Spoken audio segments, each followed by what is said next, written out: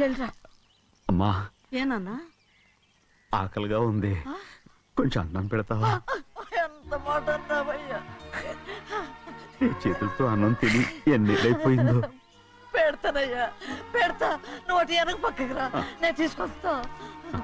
పంపించదాన్ని అన్నం తింటామని కూడా అడగలేకపోయాను. తినయ్యా.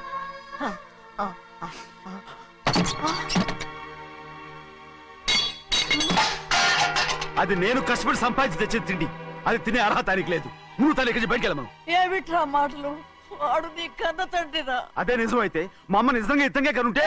అమ్మా చూడరాడు ఎంత మాట అన్నాడు.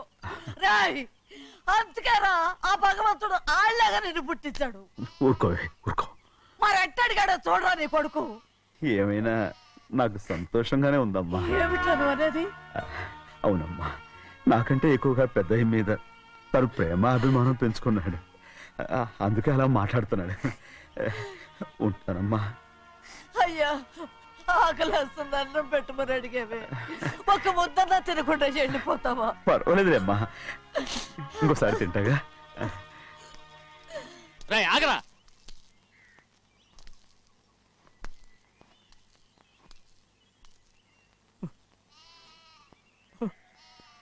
మీ తండ్రి కొడుకులు ఇద్దరు నా కోసమే పుట్టారు. చిన్నయ్య, నువ్వు చేయని తప్పుకి నిన్ను నేను కొట్టాను, అందుకే క్షమించమని అడగటానికి వచ్చాను. ఏంటయ్యా ఆ మాటలు?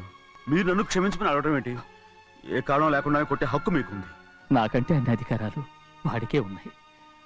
ముందు మీ నాన్నని క్షమించమని అడగరా. అసలు ఆయన తండ్రి కాదంటుంటే ఆయన క్షమించమని అడగమంటారేంటి? వాడు నీకు తండ్రి మాత్రమే కాదురా, నా ప్రాణం. నువ్వు చాలాసేపు నుంచి ఆకలితో ఉన్నావు, నీ నోటి దగ్గర కూడా నేనే పడేశాను. నువ్వు ముద్ద తిన్నానా? ఎల్లయ్యా, నీ కొడుకే నిన్ను పిలుస్తున్నాడు. ఎల్లయ్యా ఎల్లు.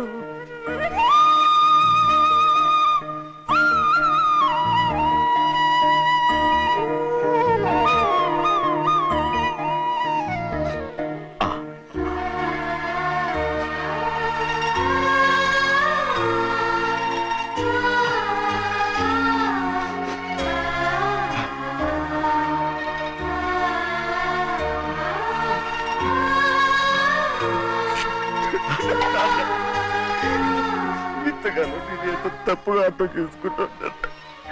క్షమించాడా? క్షమించు.